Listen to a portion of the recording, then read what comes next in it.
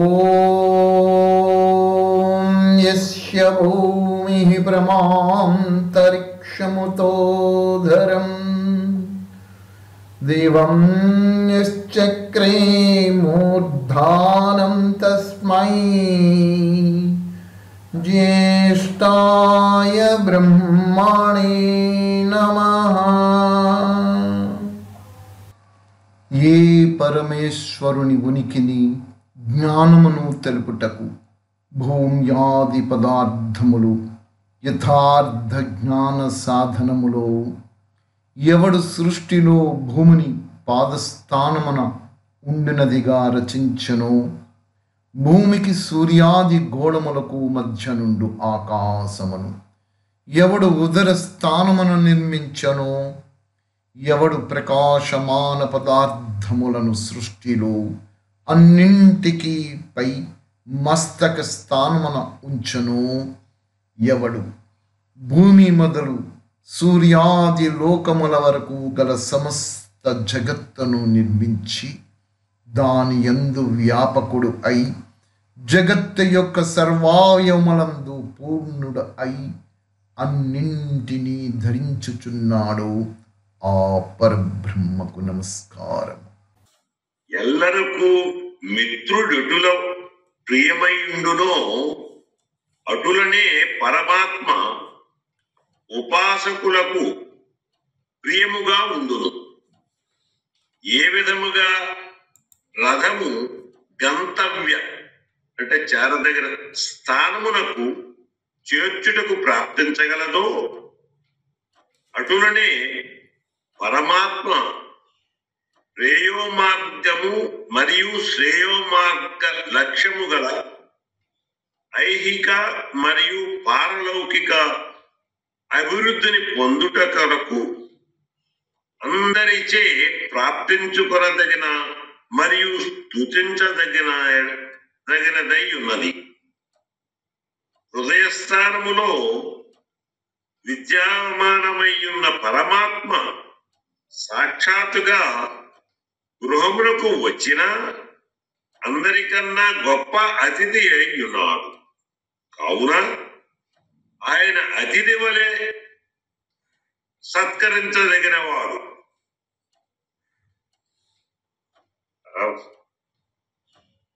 ఇక్కడ పరమాత్మ ఇదే కదా సార్, ఈ మంత్రం తాలూకా భావార్థమే కదా సార్? Right sir, right. ఆ మంత్రం తాలూకా భావ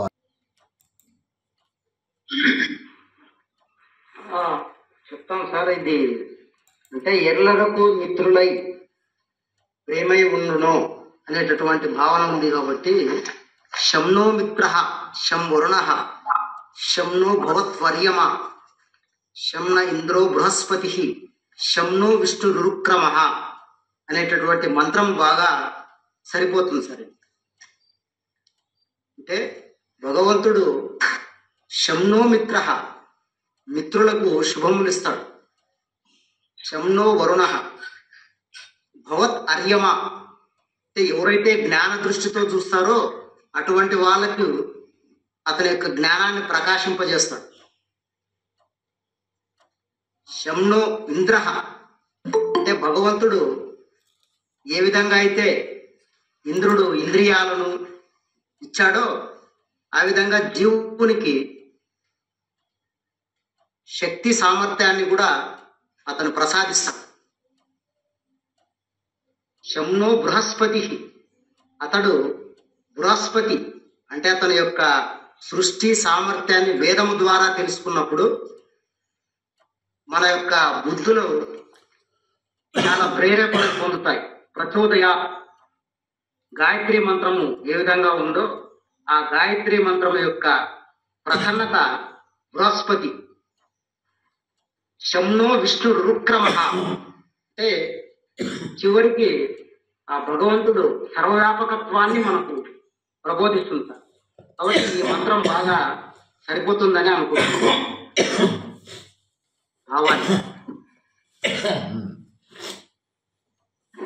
బాగుంది సార్. కాకపోతే ఇంకొకటి వివరంగా హృదయంలో పరమాత్మ ప్రతిష్టం యదగిరం దవిష్టం తన్మే మన శివ సంకల్పమస్తు.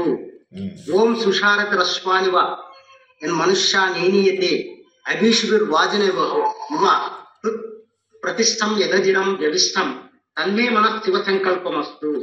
భగవంతుడు ఏ విధంగా అయితే హృదయంలో నివసించి ఉన్నాడో, ఏ విధంగా అయితే మనస్సును వేగవంతంగా తీసుకుని వెళ్తున్నాడో, దాన్ని కట్టడి చేసి నాకు భగవంతుని యొక్క కరుణ, అతని యొక్క కృపా కటాక్షాన్ని నాకు ప్రసాదించమనేటటువంటి ఆ మంత్రం కూడా తెలుపుతుంది. ఆ 2 మంత్రాలు ఇక్కడ బాగా సరిపోతాయని అనుకుంటున్నాను. ఓకే సార్, బాగుంది. సన్యాసి గారు, అన్నయ్య, అయితే ఈ మంత్రంలో పరమాత్మ చాలా ప్రియమైనటువంటి వాడుగా ఉంటూ హృదయ స్థానంలో విద్యమానముడై సాక్షాత్తుగా గృహం అంటే హృదయం అనేటువంటి గృహంలో సాక్షారించి ఉన్నట్టుగా నాకు అర్థమైంది. నేను ఈ మంత్రంలో మనం గమనించాల్సింది ఏంటి మంత్రం అంటే, ఓం ప్రేష్టంగో అతిథంస్తుషే మిత్రమివ ప్రియం అగ్నేరతం నవేద్యం. ఇది మంత్రం వస్తుంది. ఇక్కడ దీన్ని సంబోధిస్తున్నాడు, 3 విధాలుగా విడగొట్టి చూపిస్తున్నాడు మనకి. ఒకటి స్నేహితుడిగా, రెండవది గమ్యస్థానానికి చేర్చే విధంగా, మూడవది ఇంటికి వచ్చే అతిథిగా, ఇకపోతే నాలుగవది స్వయంగా ఆయనే మనకి ఉంటూ విద్యామానుడై ఉన్నాడు అని 4 భాగాలుగా ఈ మంత్రం మనకు సూచిస్తుంది. దీన్ని పట్టుకొని వెళుతూ ఉంటే అబో ఓం షన్నో మిత్ర సంవరణ షన్నో భవత్వర్యమ అదొకటి వస్తుంది. ఓం శుషారదస్వాన్ మనుష్యానే నీతే అభిజన బిర్వాజన భూరత్ ప్రతిష్టం యజరజవిష్టం అవి వస్తాయి. ఓ ఇంకా విభజించుకుంటూ పోతుంటే అలా అలా అలా అన్నీ చేరుతుంటుంటాయి. ముఖ్యంగా మనం అర్థం చేసుకోవాల్సింది ఈ మంత్రంలో ఒకటి మిత్రత్వం, మిత్రుడు, స్నేహితులు ఉండేటప్పటికీ ఒక నిజమైనటువంటి స్నేహితులు ఒకరి కోసం ఒకరు త్యాగం చేసుకుంటుంటారు. ప్రాణమిత్రులు అంటారు. అలాగా అంత కలిసి ఉంటారు. ఇక్కడ మొదట జీవుడు శరీరానికి వచ్చిన తర్వాత అత్యంత సన్నిహితుడు, అత్యంత స్నేహితుడు, అత్యంత బంధువు, ఇంకా ఆయన మించింది ఒకటి లేదు అనేటటువంటి మైండ్ కాన్సెప్ట్లోనికి వీడు రావాలి. జీవుడు పరమాత్మను ఆ విధంగా వీడు స్వీకరించాలి. కానీ జీవుడు శరీరానికి వచ్చిన తర్వాత వీడు ప్రలోభాలలోనికి చిక్కుకుపోతూ ఉంటాడు. ఏమిటా ప్రలోభములు అంటే ప్రకృతి యొక్క ఆకర్షణలు, జీవన విధాన గమనంలో వాడు జీవనయాత్ర సాగించటంలో సంపదలు, వైభవాలు, ఇంద్రియ సుఖాలు, శారీరక సంబంధీకులు, కుటుంబ సంబంధీకులు వీళ్ళందరితో తనమునకన అయిపోయి ప్రకృతి యొక్క ప్రభావమైనటువంటి ప్రకృతి యొక్క గుణమైనటువంటి సత్వరజస్తమ గుణాలు, జీవుడి తాలూకా లక్షణాలైనటువంటి ఇవన్నీ కూడా బంధించేసేస్తాయి. బంధించి పరమాత్మను, ఆయన నాకు అత్యంత బంధువు, మిత్రుడు, అన్నీ ఆయనే ఉన్నాడన్న సంగతి పక్కన పెట్టేసేసుకొని వీటి ఎంట పరుగులు దాచుకుంటూ జీవనయాత్ర సాగిస్తాడు. వీడి జీవన విధానంలో వీడు చేస్తున్నటువంటి పెద్ద బ్లండర్ మిస్టేక్. ఈ బ్లండర్ని వీడు తప్పించుకోవాలంటే జ్ఞానాన్ని ఆశ్రయించాలి. జ్ఞానేనాతు తదజ్ఞానం ఏషాం నాశితమాత్మనః. జ్ఞానాన్ని ఆర్జన చేస్తేనే అజ్ఞానం నశిస్తుంది. వీడికి జ్ఞానార్జన చేయటం లేదు జీవుడు ఎప్పుడు కూడా. జీవుడు శరీరానికి వచ్చిన తర్వాత వీడు జ్ఞానార్జనను పక్కన పెట్టేస్తున్నాడు. జ్ఞాన ఆర్జనలతో స్వలాభముతో కూడినటువంటి, స్వార్థంతో కూడినటువంటి దైవారాధనని వీడు నేర్చుకున్నాడు. ఇక్కడ దారి తప్పుతున్నాడు ప్రతి ఒక్కరూ కూడా. దైవారాధన అనేటటువంటిది గమ్యానికి చేర్చేటటువంటి జ్ఞానం ఏదైతుందో అది వాడికి ఉపయోగపడుతుంది తప్ప ఈ నిజమైనటువంటి జ్ఞానం అనేటువంటిది ఏదైతుందో, జ్ఞానంలో 2 మార్గాలు ఇక్కడ చెప్పింది, ప్రేయ మార్గము, శ్రేయో మార్గము. ఒకటి ఈ ప్రేయ మార్గం ఏమిటంటే జీవనయాత్ర గమనము సాగించడానికి కావలసిన విధానాల పద్ధతులతో ప్రకృతితో వాడు జీవించడం సాగించుకుంటూ ఆ గమ్యం చేరుకోవడం. అది ఎలా వీడికి కావాలి కాబట్టి వీడికి రెండవది ఆత్మోన్నత ఒకటి ఉంటుంది, అది శ్రేయో మార్గము. ఈ శ్రేయ మార్గాన్ని జీరో చేసుకుంటున్నాడు, ఈ ప్రేయ మార్గాన్ని పట్టుకుని జీవనయాత్రలోకి వెళ్ళిపోతున్నాడు. దీనికోసం దైవం దగ్గరికి వెళ్ళిపోయి స్వార్థంతో స్వలాపేక్షతోటే దైవాన్ని ఆరాధించడం నేర్చుకున్నాడు. ఎప్పుడైతే ఈ విధమైన స్వార్థంతో స్వలాపేక్షతో దైవం నేర్చుకున్నాడో ప్రార్థించడము, వాడి జీవన విధానం అంతా దీంతో ముడిపడి జీవితం వెళ్ళిపోతుంది. వీడి గమ్యం జీరో అయిపోయింది, లక్ష్యం జీరో అయిపోయింది, శ్రేయ మార్గం పుష్కాక్ అయిపోయింది. అందు గురించి ఇక్కడ విద్యామానుడై ఉన్నాడు, నీ హృదయాకాశములో ఉన్నాడు, నీకు రెండవ వాడిగా ఉన్నాడు, నీకు మిత్రుడై ఉన్నాడు, నీ గమ్యాన్ని తీరానికి చేర్చే రథమై ఉన్నాడు. ఇక్కడ ఇన్ని రకాలుగా ఇక్కడ వివరించి చెప్తున్నాడు. ఇప్పుడు గమనించండి నా ప్రియ ప్రేక్షక మహాశైలు, ఆత్మబంధువులు, ఎవరైతే మీరు ఈ వీడియోలు చూస్తున్నారో, చూసేటటువంటి వారి ప్రతి ఒక్కరికి కూడా హృదయపూర్వకమైనటువంటి విన్నపాన్ని అందిస్తున్నారు. మీ లక్ష్యం ఏమిటండి చెప్పండి? మీ గమ్యం ఎక్కడికండి?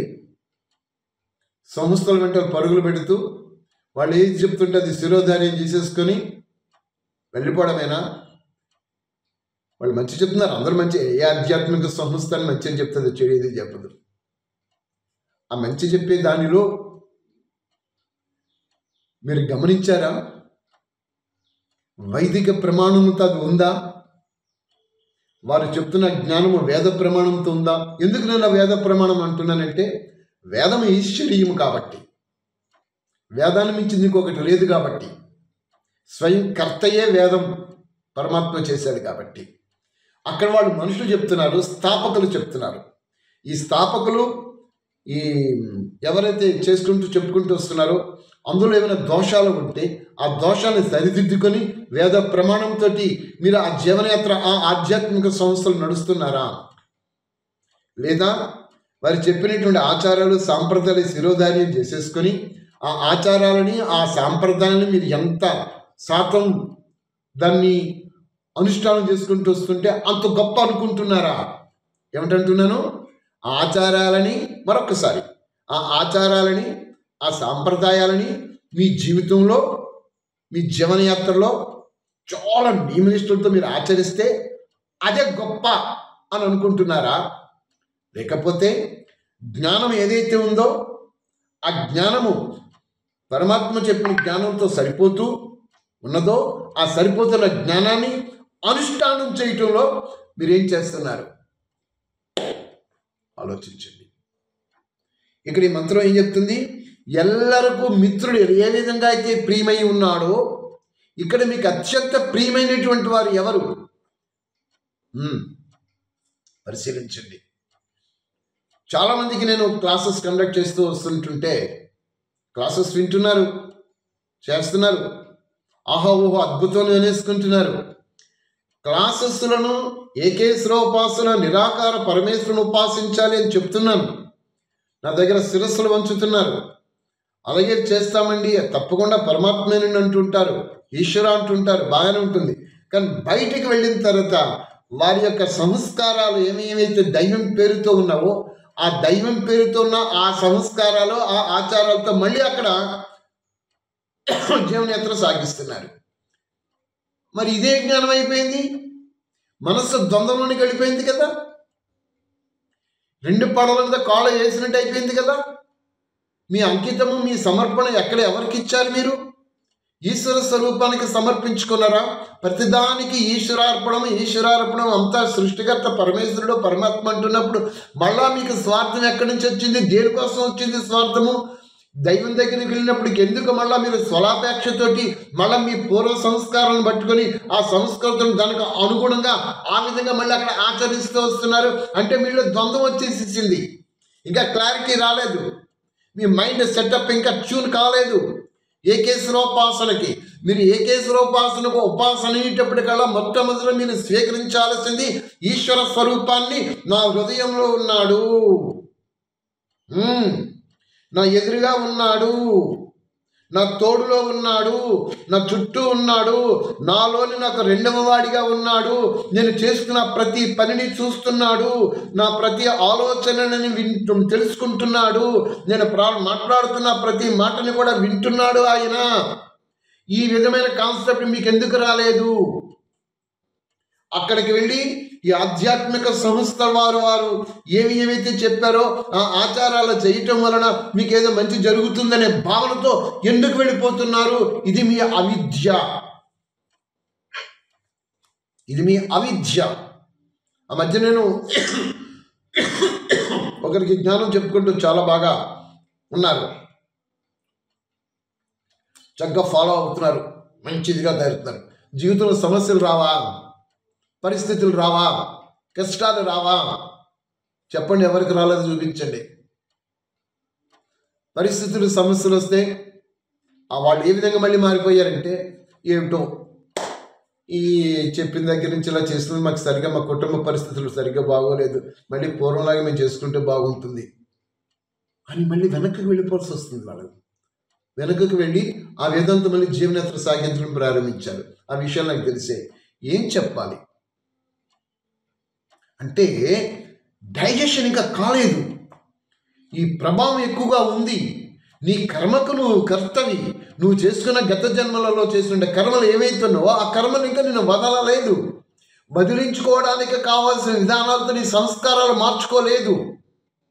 ముందు మీ సంస్కారాలు మార్చుకోండి, మీ కర్మలను మార్చుకోండి, మీ ఆలోచన విధానాన్ని మార్చుకోండి, మీ మాట తీరు మార్చుకోండి, మీ దృష్టిని మార్చుకోండి. దైవం తర్వాత ఇది కర్మక్షేత్రము. యత్కృతం కర్మ తత్ఫల ప్రాప్త, కర్మఫల ప్రదాత పరమాత్మ. నువ్వు ఎలాంటి కర్మ చేస్తున్నావో దానికి ఫలితం ఇచ్చేసేటటువంటి వాడు ఆయనే. ఈ దేవుడిని నమ్ముకుంటే నాకు ఇది బాగుంది, ఈ దేవుడిని నమ్ముకున్న గురించి మాకు అన్ని పరిస్థితులు చక్కదిద్దుకుంటున్నవి, ఈ విధమైనటువంటి విధానాలతో ఇప్పుడు అందరూ చెప్పుకుంటూ పోతున్నారు. ఇదంతా అవిద్య, అజ్ఞానంతో కూడినటువంటి జ్ఞానం. అది దాన్ని ఎవరు విశ్వసించకండి. విశ్వసించేటటువంటిది ఏమిటంటే, మీ స్వయంలో పరమాత్మ ఉన్నాడు, నన్ను చూస్తున్నాడు, నా కర్మకు నేను భయపడిపోవాలి, నేను ఏ విధమైన కర్మ చేస్తే నన్ను ఏ విధంగా శిక్షిస్తుందో అని తెలుసుకోవాలి. ఆ కర్మల జ్ఞానం తెలుసుకోవాలి. నాకు అత్యంత శ్రేష్టమైనటువంటి వాడు, అత్యంత శ్రేష్ఠుడైనటువంటి వాడు, అత్యంత ఉన్నతమైనటువంటి వాడు, నా ప్రియాతి ప్రియమైనటువంటి బంధువు అయినటువంటి వాడు ఆ పరమాత్మ నాకు మిత్రుడుగానే ఎదురుగానే ఉన్నాడు, నా తోడులో ఉన్నాడు, నా హృదయంలో ఉన్నాడు. ప్రతిసారి నన్ను గమనిస్తున్నాడు నా మిత్రుడు, నా స్నేహితుడు, లేదా నా తండ్రి, లేదా నా ప్రభువు, నా ఈశ్వరుడు, జగత్కర్త నాలో ఉంటూ నన్ను చూస్తున్నాడు అని ఈ విధమైన మైండ్ సెటప్కి రండి ప్రియ ప్రేక్షక మహాశయులు, నా ఆత్మ బంధువులు. ఈ విధమైన మైండ్ సెటప్లోనికి రండి. అప్పుడు మీరు చేసే కర్మ మీద మీరు అటెన్షన్ పే చేయండి. అలా ఎప్పుడైతే మీరు చేయడం ప్రారంభిస్తారో మీ కర్మ గతి మారుతుంది. ఇక్కడ అదే చెప్తున్నాడు, ఏమని? ఎల్లరికూ మిత్రుడు ఎటుల ప్రియమై ఉండును, అటులనే పరమాత్మ ఉపాసకులకు ప్రియముగా ఉండును. పరమాత్మను మించినటువంటి ప్రియమైన వస్తువు ఇంకొకటి నాకు లేదు.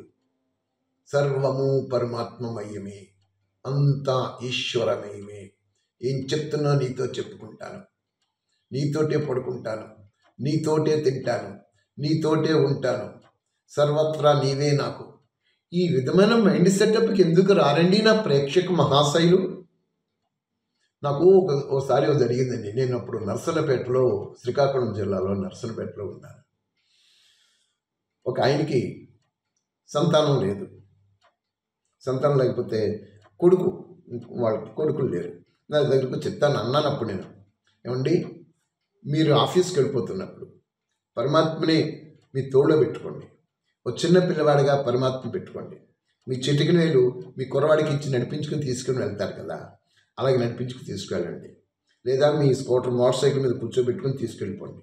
మీరు ఆఫీసులో కూర్చున్నప్పుడు వాడిని ఎత్తుకొని ఆ ఎదురుగా మీ టేబుల్ మీద కూర్చోబెట్టుకోండి. వాడు అక్కడ ఉన్నాడని చెప్పి భావంతో మీ పనులు చేసుకోండి. మీరు భోజనం చేసేటప్పుడు మీరు ఎలాగైతే తింటారు ముందు మీ పిల్లవాడికి తినిపించండి. పరమాత్మని మీ కొడుకుగా చేసుకోండి. పరమాత్మకి తినిపిస్తానని తినిపించండి. మీరు పడుకుంటున్నప్పుడు మీ పక్కలో పడుకోబెట్టుకోండి. మీ వాడికి మీరు దుప్పటి కప్పుకుంటే వాడికి కూడా దుప్పటి కప్పినట్టుగా చేయండి. ఇలాగ ప్రతి మూమెంట్ కూడా పరమాత్మని మీ కొడుకుగా చేసుకోండి. నాకు ఒక 45 రోజులు చేసినాక చెప్పండి అన్నాను. ఆశ్చర్యపోయే 45 days అయిపోయిన తర్వాత నమస్కరించి, అయ్యా గురువుగారు రాత్రి నిజంగా నా పక్కన ఒక అబ్బాయి వచ్చి పడుకున్నాడండి అన్నాడు. అంటే మైండ్ సెటప్ నా విధంగా ట్యూన్ చేసుకోవాలి మనం. పరమాత్మ సర్వత్ర నా తోడులో ఉన్నాడు, నాకు ప్రియమైనటువంటి వాడు అని భావన మీకు రావాలి. ఇంకా అలాంటప్పుడు ఈ దేవుని నమ్ముకుంటే మీకు మంచి జరుగుతుంది, ఈ దేవుని నమ్ముకుంటే మాకు మంచి జరగదు. ఏంటో ఇక్కడికి వచ్చి ఇవన్నీ నేను తెలుసుకున్న దగ్గర నుంచి ఇవన్నీ ఆచరిస్తున్న దగ్గర నుంచి మా పరిస్థితులు నేను మోసపోయానండి. ఏమిటి మాటలు, పిచ్చి మాటలు, అమాయకపు మాటలు కాకపోతే మళ్ళీ నేను ఆ విధంగా మళ్ళీ చేసుకుంటానండి అంటే ఏమీ తెలియదు. పాపం అమాయకత్వంతో ఉన్నారు. కాబట్టి ఎల్లరకు ఉపాసకులు ఎల్లరకు కూడా పరమాత్మ కూడా అట్లే ప్రియమైనటువంటి వాడు. ఏ విధంగా అయితే గమ్యానికి చేర్చడానికి ఒక రథాన్ని మనం పట్టుకొని ఆ గమ్యస్థానానికి రథం మీద మనం ప్రయాణం సాగిస్తూ వస్తుంటామో ఒక వెహికల్ పెట్టుకొని, అలాగన పరమాత్మని కూడా మీరు ఒక వాహకంగా తీసేసుకొని కావాలంటే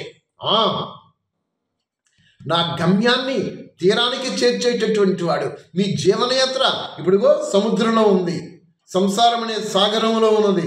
సంసారం అనే సాగరం నుంచి ఈ యొక్క తీరం నుంచి అవతల తీరానికి తీసుకొని వెళ్ళాలి. అవతల తీరానికి తీసుకొని వెళ్ళేటప్పుడు మీ నావికుడు ఎవరండి? అయ్యా ప్రియ ఆత్మబంధువులు, ప్రేక్షక మహాశైలు, మీ నావికుడు ఎవరండి? ఈ డబ్బులా, లేకపోతే సమస్యలా? ఈ సమస్యలు అన్నాళ్ళు ఉంటాయి, ఈ పరిస్థితులు అన్నాళ్ళు ఉంటాయి, ఈ కష్టాలు అన్నాళ్ళు ఉంటాయి. మీ గమ్యాన్ని ఎందుకు మర్చిపోతున్నారు? ఇదేదో శాశ్వతం అనుకుంటున్నారా? 3 నాళ్ళ ముచ్చట జీవితం ఇది. 3 రోజుల ముచ్చట జీవితానికి ఇక్కడికి వచ్చాము. అద్భుతంగా పరమేశ్వరుడు ప్రసాదించిన దివ్యమైన వరప్రసాదం ఇగో ఈ దేహం అనే ఈ చర్మపు తొడుగు కర్మలు సెటిల్ చేసుకోవడానికి ఇచ్చాడు. ఈ కర్మలు సెటిల్ చేసుకుంటున్నప్పుడు మీకు రకరకాల పరిస్థితులు వస్తాయి. పూర్వజన్మకృ సంకర్మ వదిలిపెట్టవవి. ఎవరితోటి ఎక్కడెక్కడ ఏ విధానాలతోటి మీరు చేసుకుంటూ వచ్చారో అవన్నీ కూడా ఇక్కడ మీకు తిరిగి ఒక్కొక్కటి సీరియల్గా మీకు వస్తుంటుంటవి. ఈ సినిమాల్లోని టీవీలోని సీరియల్స్ వస్తున్నాయి కదా, అలాగ ఒక పరిస్థితి దాటిన తర్వాత ఇంకొక పరిస్థితి దాటిన తర్వాత ఇంకొక సమస్య, ఆ సమస్య దాటిన ఇంకొక కష్టము, ఇలాగన్నీ సీరియల్స్లో వస్తాయి. ఇవన్నీ రావడానికి పూర్వజన్మ కర్మ అక్కడ కర్మ చేశాడు. మరి అన్నీ ఎవరు అనుభవిస్తారు? నేను అనుభవిస్తాను. మీరు చేసిన దానికి మీరే కదా కర్త. అనుభవిస్తున్నారు. ఆ సమస్య రూపంలో పతి రూపేణ స్వతహా రూపేణ, లేదా సంఘపరంగా మిత్రుల దగ్గర నుంచి, మీ కొలీగ్స్ దగ్గర నుంచి, లేదా చుట్టుపక్కల వారి దగ్గర నుంచి ఇవన్నీ వస్తున్నాయి. అవన్నీ ధైర్యంగా ఎదుర్కోవాలి కదా. ఎదుర్కోకుండా దాన్ని దేవుడి పేరుతో ముడిపెట్టేసేసేసి అమ్మో ఈ దేవుడిని నమ్ముకున్న దగ్గర నుంచి నాకు ఇలా ఉందండి, ఈ దేవుడిని నమ్ముకున్న దగ్గర నాకు ఇలాగ ఉందండి, ఈ దేవుడిని నమ్ముకుంటే నాకు ఇలాగ ఉండడం ఏంటి, ఆ దేవుడిని నమ్ముకుంటే నాకు బాగోవడం ఏంటి? ఇది నా యొక్క అవిద్య, అజ్ఞానము. ఇలాగే మీ యొక్క సమస్యలకి పరిస్థితులకి ముడిపెట్టేసేసేసి ఏమండి మీరు ఇది చేయండి, ఇవి చేయండి, అవి చేయండి, ఈ ప్రదర్శనలు చేయండి, అక్కడికి వెళ్ళండి, ఇక్కడికి వెళ్ళండి, మీకు అన్నీ తగ్గిపోతాయి, మీరు అన్నీ బాగుపడిపోతారు అని దీని మధ్య చాలామంది సెంటిమెంట్స్తో ఆడుకోవడం ప్రారంభిస్తున్నారు. ఇవన్నీ వ్యర్థము, ఇవన్నీ నమ్మకండి, ఇవన్నీ వట్టి కబుర్లు. నిజమైన సత్యం ఏమిటి? మీ కర్మను మార్చండి చాలు. ఈశ్వరాజ్ఞ ఏదైతే ఉన్నదో ఆ ఈశ్వర ఆజ్ఞలని మీరు అనుసరించండి చాలు. ఆ ఈశ్వర నియమాలని, ఆ విధులని, ఆ శాసనములను మీరు ఆచరించండి. అవే మళ్ళీ మీకు మానసిక ధైర్యం వస్తుంది. దానికి కావాల్సింది జ్ఞానార్జన, సత్యజ్ఞాన పఠనము. ఇవి చెయ్యండి. అలా ఎప్పుడే చేస్తారో మీ గమ్యం ఏమిటి? ఇంతకనే ఈ సమస్యలు కూరుకుపోవడం కాదు కదా, ఈ పరిస్థితుల్లో కూరుకుపోవడం కాదు కదా, ఇవన్నీ దాటాలి కదా. ఇవన్నీ దాటడానికి మీకు ఏం కావాలి? జ్ఞానార్జన చేయాలి. జ్ఞానార్జన చేయటంలో మీకు లక్ష్యం కనబడిపోతుంది, గమ్యం కనబడిపోతుంది. అబ్బో ఈ పరిస్థితి, ఈ సమస్య వచ్చిందా, రాని చూస్తాను, ఇది నన్ను ఏం చేస్తుంది? నా ప్రాణం అయితే తీసేయలేదు కదా, అన్నం అయితే తింటూ మానేస్తున్నానా? లేదు కదా, శుభ్రంగా తింటున్నాను. నేను నా మానసిక ధైర్యాన్ని స్థైర్యాన్ని కోల్పోయాను కాబట్టి దీనికి లొంగిపోతున్నాను. చిచ్చి అది లొంగకూడదు. ఇప్పుడు నేను తిరగబడాలి. ఇప్పుడు ఈ సమస్యలని ఎదుర్కొంటాను. నేను ఎలా వస్తుందో సమస్యను ఎదుర్కొంటాను. నేను ఎప్పుడు అలా ఇదే అనుకుంటుంటానండి. రాని సంగతి చూస్తాను. ఏ సమస్య వస్తుందో చూస్తాను, ఏ పరిస్థితిలో చూస్తాను, దీన్ని ఎలా ఎదుర్కోవాలో చూస్తాను. దాని ఏం తక్కువ నాకు? బుద్ధి లేదా? జ్ఞానం లేదా? శరీరం ఉంది కదా. రాని చూస్తాను ఈ పరిస్థితులన్నింటినీ. ధైర్యంగా జ్ఞానంతో ఎలా ఎదుర్కోవాలో అలాగే నేను ఎదుర్కొంటాను అని ముందుగా తిరగబడితే ఏ పరిస్థితి ఉండదు. కింద సంవత్సరం వచ్చిన సమస్యల పరిస్థితి సంవత్సరం ఉన్నావా? ఒక 5 సంవత్సరాల కిందట వచ్చిన సమస్యలు ఏమైనా ఇప్పుడు ఉన్నావా? వచ్చాయి, పోయాయి కదా. ఈ సమస్య కూడా అలాగే వస్తుంది, పోతుంది కదా. మరి నీ లక్ష్యం ఏంటి? లక్ష్యాన్ని ఎందుకు మర్చిపోతున్నావు? నీ గమ్యాన్ని ఎందుకు మర్చిపోతున్నావు? ప్రియ ప్రేక్షక మహాశయ, నేను మిమ్మల్ని అడుగుతున్నాను, ఎవరిని కాదు, మిమ్మల్ని. ధైర్యం తెచ్చుకోండి. మీరు దేనికి లొంగకండి. మీ కర్మకు భయపడిపోండి. కర్మకే భయపడిపోండి. అదే చెప్తుంది. ఏంటిది? శ్రేయ మార్గము, ప్రేయ మార్గం. మీరు ఎక్కడ ఉన్నారు? ఏ మార్గంలో ఉన్నారు చెప్పండి. ఇప్పుడు చెప్పండి, ఆలోచించండి. ఓ దేవుడా దేవుడా దేవుడా దేవుడా అనుకుంటూ గంటల ముందు కూర్చొని భజన చేసేసుకోవడం, ప్రార్థన చేసేసుకోవడం, మెడిటేషన్ చేసేసుకోవడం, ఇవన్నీ ఎవరికి కావాలండి? ఆత్మోన్నతి లేనిటువంటిది. ఎందుకండి ఇవన్నీ గంటల కొద్ది ప్రతి మందిలో వీళ్ళు మహాభక్తులను అనిపించుకోవడానిక ఈ వేషాలు వేసేసుకొని ఏమైనా తగిలించేసేసుకొని? ఎందుకని ఈ భక్తి? ఇది కాదు. నిజమైన భక్తి ఆత్మార్పణ. ఎవరికి మీరు ఆత్మార్పణ చేసుకున్నారు? దేనికి చేశారు? దైవం పేరుతోటి స్వలాభాక్ష గురించి, సంపదల కోసం, వైభవాల కోసం, వీళ్ళ గురించా మీ ఆత్మార్పణ? నథింగ్. అది కాదు, పక్కన పెట్టండి. నిజమైనటువంటి ఆత్మార్పణ మీ ఉన్నతి గురించి, ఆత్మోన్నతి గురించి, ఆత్మ జాగృతి గురించి. అది కావాలి. దానికోసం ఏం చేస్తున్నారు ఆలోచించండి. అలా ఎప్పుడైతే చేస్తారో అప్పుడు ఏమైపోతుందంట? మీ గమ్యానికి చేరిపోతారు మీరు. మీ గమ్యం ఎప్పుడు కూడా ఒక్కటే, విడుదల. విడుదల, విడుదల. ఎక్కడి నుంచి విడుదల? మీ సమస్యల నుంచి, మీ పరిస్థితుల నుంచి, మీ బలహీనతల నుంచి, మీ సంస్కారాల నుంచి. ఏం విడుదలయ్యారు చెప్పండి? అన్నీ ఎక్కడికక్కడ మూట కట్టేసి జాగ్రత్తగా లోపల బాక్సులు పెట్టేసేసుకున్నారు. మరి పైకి వచ్చి దేవుడా దేవుడా దేవుడా దేవుడా అంటూ మరి రకరకాల కార్యక్రమాలు పాల్గొంటున్నారు. ఎందుకు? మీ బలహీనత మీద మీరు అటెన్షన్ పే చేశారా? మీ బలహీన సంస్కారాలు ఏవైతేనే వాటిని మార్చుకోవడానికి మీరు ప్రయత్నం చేశారా? మీరు మాట్లాడే మాట మీద మీరు ప్రయత్నం చేశారా? మీ ఆలోచన విధానంలో స్వచ్ఛమైన ఆలోచనలతో, పాజిటివ్ థింకింగ్తో మీరు ఉంటున్నారా? మీరు కర్మల్లోనూ చేసే ప్రతి కర్మ కూడా శ్రేష్టత కర్మ జరుగుతుందా? ఇక్కడే అటెన్షన్ పే చేయండి. ఇంక మీకు సమస్యలు ఇంక మీకు ఎక్కడ ఉంటాయండి? మీ సమస్యలు, మీ పరిస్థితులు వచ్చాయంటే వీటి మీద కాదు. అక్కడ మీరు బాధపడిపోతున్నారు కదా ఆ పరిస్థితి, సమస్య మీద. ఆ బాధపడిపోవడానికి కారణం ఏంటి? ఒక దాని మీద మీరు మనసును ఏకీకృతం చేసుకున్నారు. ఇది అన్న భావంతో మీరు దాని మీద ఫిక్స్ అప్ అయిపోయారు. ఆ విధమైన జీవన విధానం, సుఖజీవనం సాగడానికి కావాల్సిన విధానంతో మీరు ఫిక్స్ అయిపోయి ఉన్నారు. కాబట్టి మీ సుఖమైన జీవన విధానం సాగించడానికి అక్కడ విఘ్నాలు వస్తున్నాయి. కాబట్టి ఆ విఘ్నాలను మీరు ఎదుర్కొనే శక్తి మీకు లేక దేవుడి పేరు మీద వంక పెట్టేసేసేసి, లేదా రకరకాల వ్యక్తుల మీద వంకలు పెట్టేసేసేసి ఆ కార్యక్రమాలు పాల్గొంటున్నారు. అసలు మీ జీవన విధానం ఆ సుఖప్రదంగా సాగిపోవడానికి, ఆ విధానంలో మీకు విఘ్నాలు కలగడానికి కారణం మీరు తెలుసుకోవాలి కదా. ఆ కారణాన్ని నివారించుకోవాలి కదా. ఆ నివారణ మీ సోమర్థనం, అది మీ బలహీనత. దాన్ని ఎందుకు మీరు తీసుకొని దాన్ని ఎందుకు నివారించారు? ఆ కారణాన్ని దాన్ని ఎందుకు దేవుడి పేరుతో, సెంటిమెంటల్ పేరుతో పెట్టేసేసి ఈ దేవుడు నమ్ముకుంటే ఎలాగుంటుంది, ఆ దేవుడు నమ్ముకుంటే అలాగుంటుంది, అబ్బాయి మీరు చేసేస్తారా బాగుంటుంది అని ఈ విధమైన ప్రలోభాలకు చెందిపోయి ఏమేమి మీరు చేస్తున్నారో ఇవన్నీ కూడా మీకు ఎందుకు ఏ విధంగా ఫలితాన్ని ఇవ్వదు. అంతే అంతే. మరి మీ ఫలితం ఎలాగ వస్తుంది? స్వయంలోనికి వెళ్ళండి. ఇక్కడ గమ్యం అదే, పరమాత్మని మిత్రుడిగా చేసుకోండి. ఎగ్జాంపుల్స్ ఇస్తున్నాడు. వాహనం ఏ విధంగా అయితే గమ్యాన్ని తీసుకుపోతుందో ఆ వాహనంగా, అంటే మీ మీ జీవన విధానము, మీ జీవన నౌక ఈ తీరంలో ఉంది. ఇక్కడి నుంచి అవతల తీరానికి వెళ్ళాలి అంటే ఈ సంసారం అనే సాగరం నుంచి అక్కడ ముక్తని మార్గంలోనికి మీరు అడుగులు పెట్టాలి.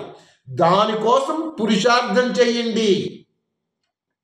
డబ్బులు సంపాదించాలని పురుషార్థం చేయొద్దు. ఆ ప్రయోజనం ఉండాలి. అది ఎంతవరకు మీ జీవన విధానం సాగించడానికి అది కావాలి మీకు. అది ఉండాలి, లేకపోతే అలాగా అది ఉండాలి. కానీ మెయిన్ మీరు పట్టుకోవాల్సింది ఇదన్నమాట. ఆ విధంగా చేస్తే అప్పుడు మీరు గమ్యాన్ని చేరిపోతారు. ఆ తర్వాత ఆయన ఎక్కడున్నాడు? విద్యామానుడై ఉన్నాడు. ఎక్కడున్నాడు విద్యామానుడై? నాలోనే ఉన్నాడు, నా లోపటే ఉన్నాడు.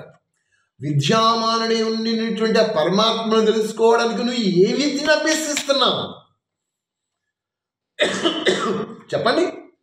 మీరు పరమాత్మని ప్రాప్తం చేసుకోవడానికి, పరమాత్మకి యథార్థ సత్యం పరిచయం పొందుకోవడానికి మీరు ఏమి జ్ఞానార్జన చేశారు? మీరు నిజమైనటువంటి హృదయార్పణతోటి, ఆత్మార్పణతోటి, సమర్పణతోటి ముందు మీరు సమర్పణం అయ్యారా ఆ ఈశ్వర స్వరూపానికి? సమర్పణం అవుతే అప్పుడు లోపలి నుంచి ఆయనే మెల్లమెల్లగా నీ దారులు చూపిస్తాడు. అసలు మొట్టమొదటి లోపం అంతా కూడా ఇక్కడ మనలోనే పెట్టేసేసుకొని, అందుకే అన్నారు ఆత్మశుద్ధి లేని ఆచారమేలా, చిత్తశుద్ధి లేని శివ పూజలేలా, బాండశుద్ధి లేని పాకమేలా అన్నారు కదా. ముందు శుద్ధం చేసుకోవాలంటే నేను జ్ఞానార్జన చెయ్యాలి, నేను సత్యజ్ఞానాన్ని అర్జించాలి. నేను ఆ సత్యజ్ఞానంలో సద్గ్రంథములైనటువంటి ఆ పఠన స్వాధ్యానం జరుగుతూ వస్తుంటుంటే ఆవిడ మెల్లమెల్లగా పరమాత్మ మీద నాకు ప్రేమ ఉద్భవిస్తుంది, సత్యాసత్యాల మీద విచక్షణ జ్ఞానం వచ్చేస్తుంది నాకు. ఆ తర్వాత ఏమవుతుంది? నెక్స్ట్ మళ్ళీ ఫైనల్గా చెప్తున్నాడు, మీ ఇంటికి ఒక ఆయన వచ్చాడండి. ఇప్పుడు ఎక్కడ చూస్తున్నారు అలాగా? మొదటి రోజు బాగా చూస్తారు, రెండు రోజులు బాగా చూస్తారు, మూడు రోజు ఈయన వెళ్ళిపోతాడు అబ్బా అని ఆలోచన వస్తుంది. దీనికి వచ్చిన కథ ఉంది, లేట్ అయిపోతారండి చెప్పుకుంటే కదా. మీ ఇంటికి వచ్చినటువంటి అతిథి మీకు ఎంత దగ్గరగా ఉంటూ మీ యొక్క శ్రేయస్సు కోసం, ఆయన యొక్క శ్రేయస్సు గురించి ఆయన మర్యాదలు చేయడంలో మీకు ఎంత తడబడబడిపోతూ ఏమైనా జరుగుతుందని మీరు చక్కగా అతను చూస్తూ గౌరవిస్తూ సత్కరిస్తారో, అలాగున పరమాత్మను ఒక అతిథిగా మీ లోపల ఉన్నాడు. ఈ దేహమే అద్దెకొంప, ఈ దేహమే అద్దెకొంప. అద్దెకొంప అనే దేహంలోనికి మీ ఆత్మ ఉన్నది. అలాగే మీ లోపల ఆయన కూడా ఉన్నాడు ఈ అద్దెకొంపలో. ఈ అద్దెకొంపలో ఆయన మీరు పెట్టుకున్నారు కదా, ఆయన వచ్చి ఉన్నాడు కదా. మరి ఉన్నప్పుడు ఆయనకి మీరు ఏమి అతిథి సత్కారం చేస్తున్నారండి? ప్రతిదీ చెప్తున్నారు ఆయనకి. నేర్చుకోండి, మీతో మాట్లాడతాడు ఆయన. అప్పుడు ప్రతిదీ మీతో మాట్లాడతాడు. మీరు చెప్తే ఆయన జవాబు చెప్తుంటాడు, మీరు చెప్తుంటే మీరు అడుగుతుంటే ఆయన జవాబు చెప్తుంటాడు. ఏం చేత నాకు ప్రత్యక్షంగా అనుభవం అవుతుంది కాబట్టి. అలాగే మీకు కూడా ఎందుకు అనుభవం కాదు? ఏంటి తేడా మీకు నాకును? అయ్యే కళ్ళు, అయ్యే ముక్కులు, అయ్యే శరీంద్రియాలు, అదే దేహము, మీకు అదే దేహము. మరి మీకు నాకు ఏంటి తేడా? మారండి, మారుతారు కదా, మారండి, దారి లేదు ఇంకా, ఫైనల్గా రావాల్సిందే. సరే, అదండి ఈ మంత్రం తాలూకా భావార్థము. అయ్యా విశ్వేశ్వరరావు గారు, రామానుజుడు గారు, సన్యాసర్ గారు, సత్యనారాయణ గారు అందరూ కూడా అమ్మా అందరూ చెప్పమ్మా, హ్యాండ్ రైజ్ చేసాం. సార్ పురుషార్థం అంటే ఏమేమి లెక్క వస్తాయి సార్? సింపుల్గా చెప్పేసిందా? చెప్పండి సార్. వీడియో ఆన్ చేయమ్మా.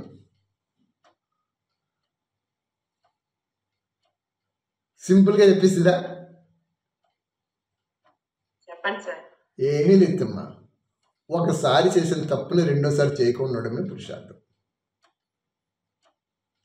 తప్పులు చేయడం మానవ సహజం. ఎవ్వరూ తప్పులు చేయకుండా నేను తప్పు చేయలేదండి, నేను కరెక్ట్గా ఉంటానండి అంటే కుదరదు.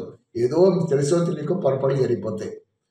చేసిన తప్పుని గమనించి రెండోసారి పొరపాటును చేయకుండా జాగ్రత్తగా నడిపించుకొని పోవడమే పురుషార్థం.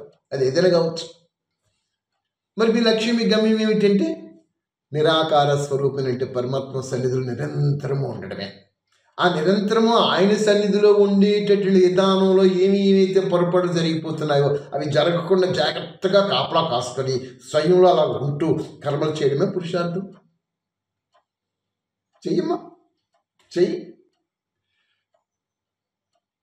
ధ్యానం చేయడం వల్ల ఎన్ని లాభాలు, ఏమేమి లాభాలు ఉంటాయి?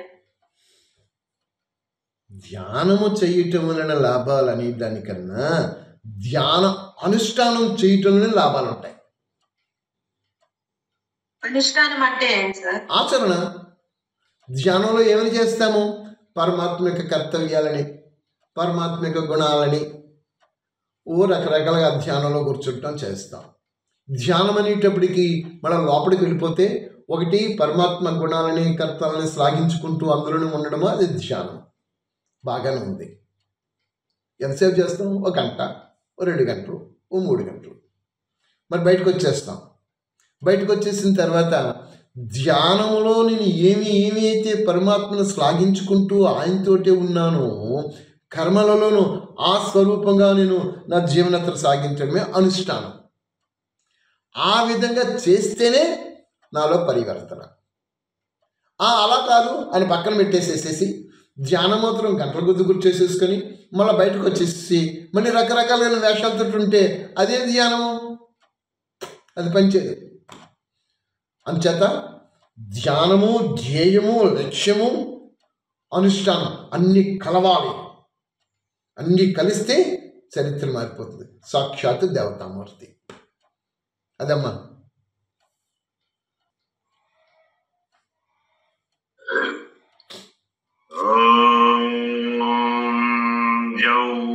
శాంతి. అంతరిక్షగం శాంతి.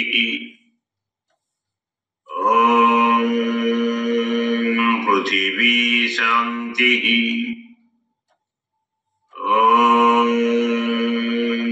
ఆపః శాంతి.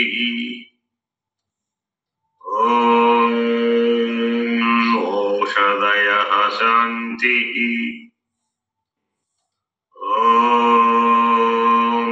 వనస్పతయః శాంతి.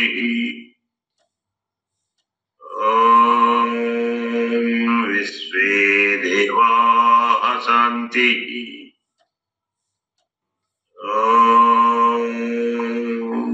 బ్రహ్మ శాంతి.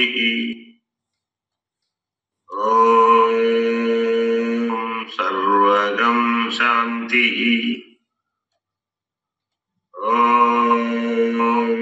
శాంతిరేవ శాంతి.